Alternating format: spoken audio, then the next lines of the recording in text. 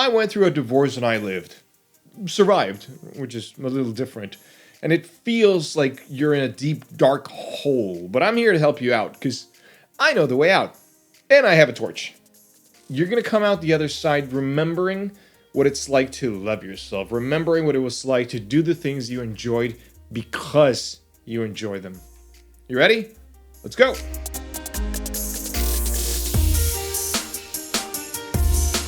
Long story short, got married, got divorced, still here. I was married for, like 8 years. And then my divorce was finalized like 7 years ago. So I've had time to process this shit. Here's the thing. Funny thing about divorce or breakup is you're not really going to understand how bad it is until like several years later. Now, I live in Paris and I had to fly back to Ecuador to sign the divorce papers. And after I did that, I flew back home to Paris. And for weeks, I had this weird sort of sciatica pain. So I go see the doctor, this kinesiologist, whatever it's called. And he takes one look at me, folds me in 7 different positions, cracks my back, sits at me, looks me straight in the eye, goes, "Is there any sort of stress in your life right now?" And my stupid, insecure ass looked at him and was like, "No, absolutely not. I'm great. I'm feeling fantastic. Why do you ask?" Just like, give it to me straight, dogs. Am I getting old? Am I ever going to be able to play the piano again? What is it? And, like in passing, like in the middle of that somewhere, I said like, yeah, I just got divorced, flew back here, went back to my job, whatever, it's whatever. And I was like, we're good. It's fine. We both wanted it. It was a good thing for everybody involved. So why would that make me stressed? And he goes like, "Brother, you are going through a lot of stress." Naturally, I came out of that office thinking like, oh, he doesn't get me. He's exaggerating. He doesn't know anything. I just need some exercise and to eat like a broccoli or something. And only like 2 years later, I was sitting down having lunch with no back pain. And it hit me. Like, holy shit. I was under a lot of stress. My whole life was changing. And I was living in a country where I didn't quite speak the language. I was about to turn 40. Going back to live by myself and take care of a little dog. Things could have gone south really fast. That little dog saved my life, but that's a story for another time. Let's get into the mindset of what it is that I'm trying to explain here. The biggest, loudest problem I had was this feeling of being incomplete. And we use this idiom a lot, my better half, this whole "you complete me" deal. And I can't properly explain how much of that is bullshit. But that's probably how you'll feel, incomplete. When the person you hold dearest in the world walks away, it's going to leave a void, even if it is you who walked away. And like all voids, the moment it appears, it starts swallowing up whatever is closest in order to fill itself. That's the rebound. You're going to feel empty. There's going to be a lot of little things, habits, rituals that are going to feel harder to do by yourself, even alien to a certain extent. It's going to feel like you're living somebody else's life because now you're on your own. You're going to have a lot more free time to just sit in your living room looking at the ceiling going, what is the point of all this? What happened? Who am I? And it's an uncomfortable conversation you're going to have with yourself at some point. But it's overwhelming, even if you don't yet understand that. You're also going to feel unlovable. You made a decision years ago to be with this person, and now it turns out that some people are not a destination, but rather a journey, and journeys end. So what now? Where do you go from here? Making a commitment to be with someone and then having that rug pulled from beneath you is going to leave you feeling empty, sad. You're going to feel like you no longer belong to where you used to belong. Things like your community, your friends, the activities that you used to do with your partner. Those things are going to feel weird, strange. They're going to feel like you don't belong to them anymore. You're going to lose the drive to do a lot of the things that brought you joy because you happen to tie them to the identity of the person who is no longer around. Sometimes, if we end up in codependent relationships, we do things for them, not for us. And as our boundaries erode, so does our sense of self. We stop being a self and we become an us. So you end up doing things for the relationship and not for you. I need you to remember this point. You end up moving those boundaries for that person. Kind of like at work.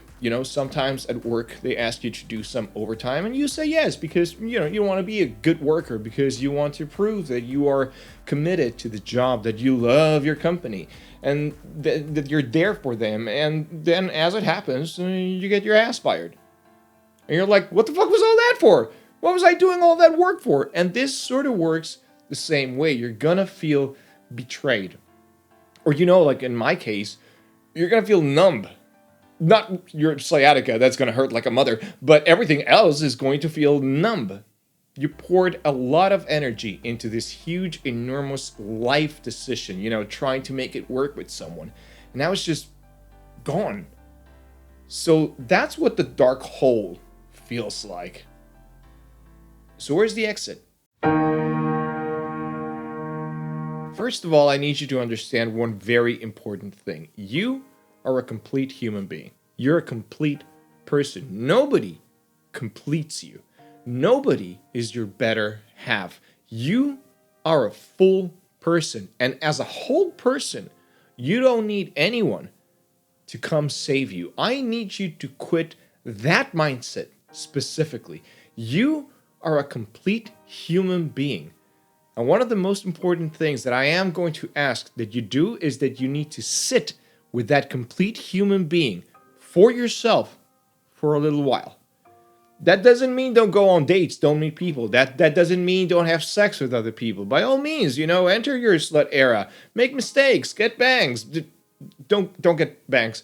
Whatever it is you want to do, but understand that you are a complete human being and that you don't need anyone to come fill that void. You cannot outsource your self-acceptance, your self-love, your self-esteem to somebody else. You cannot give that amount of power over you to anyone. So the first thing that we're going to do is we're going to admit that we're not half of anything. We are complete, and we have always been complete. Anyone that comes into your space, our space, should enhance our experience in life. They shouldn't be completing anything. They are there to improve. It's your space, it's your life, your house, your tower. Whoever comes into your space is because they've been invited, because you want them there. And it's going to be hard, but the last thing we want to do, and I speak from experience here, the last thing you want to do is jump into a completely new relationship. Because what's going to happen, I guarantee it, what's going to happen is you're going to take the space your former partner left, and you're going to try to fit the new person inside this X-shaped hole.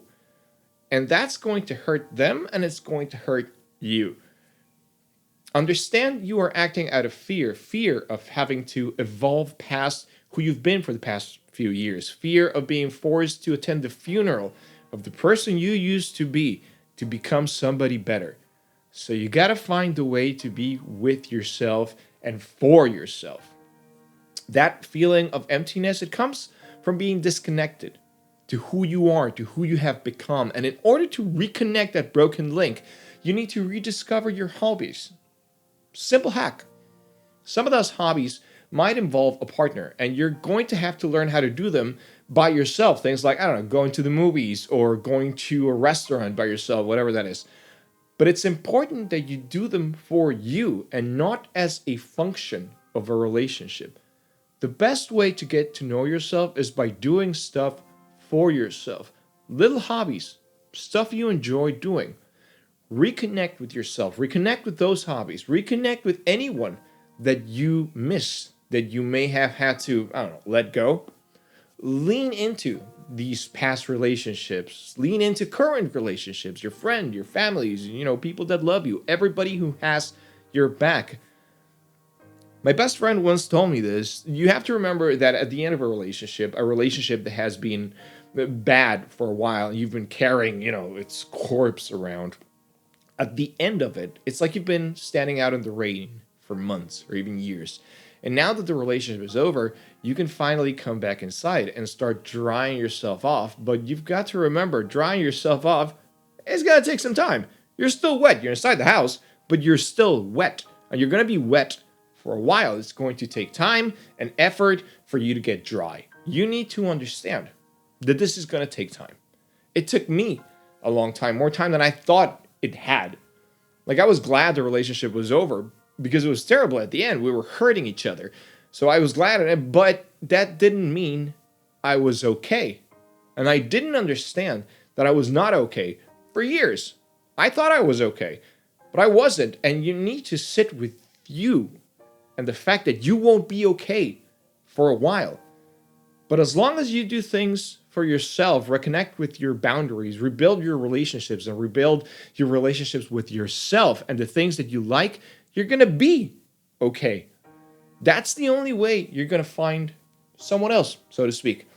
It's not ideal to be with someone because you have found someone. For me, the ideal scenario is to do things for you and you only. And in the road of doing those things, you're going to find a someone who's in the same path as you.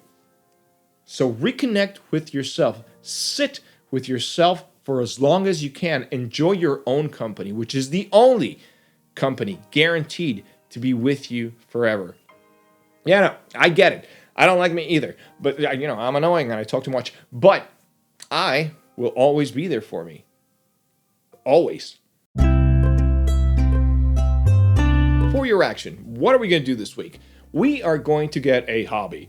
So if you've been in a relationship, if you're going through a breakup, there is probably something that you stopped doing because of them. Not because they're bad people, I mean, maybe, but because you just didn't have the time. Maybe they didn't like it when you did it. Maybe you didn't have the money, whatever it is. It doesn't matter. But there is a hobby out there that you stop doing. And for the rest of you, like, maybe there isn't one, but there's definitely something that you've always wanted to try, but never did. I always wanted to try wingsuit flying. I haven't done that because I'm broke, but hey, it looks fun. Anyway, so what I want you to do is I want you to find something that you used to enjoy, and it doesn't have to be productive. It's even better if it's just for fun. It can be useless, it can be lazy. Like in my case, it was getting really into FIFA, the video game. She didn't like it. I stopped playing it because I thought I was being considerate, whatever. So I reconnected with FIFA. And I reconnected with my friends who play FIFA. I hadn't abandoned these friends, but, reconnecting with these hobbies made my relationship with them a lot stronger. And now I live by myself, and I've talked a little bit about how to live by yourself more effectively, and I'll link that video at the end. But I've learned how to live with myself, by myself. Sometimes I stare at the ceiling and I still go, am I unlovable? And then I remember that I can just, do whatever. Take a walk outside by myself, get ice cream, go to my favorite museum and watch my stupid Disney princess movies. It's going to hurt. It's going to be difficult. It's going to take some time. But learning how to be with yourself will save you. Nobody else will. Nobody else can. Spend as much time with yourself as you can, doing the things that you like. That's lovable. That's interesting. That's what makes you a catch. Go and glow as bright as you can. We got this.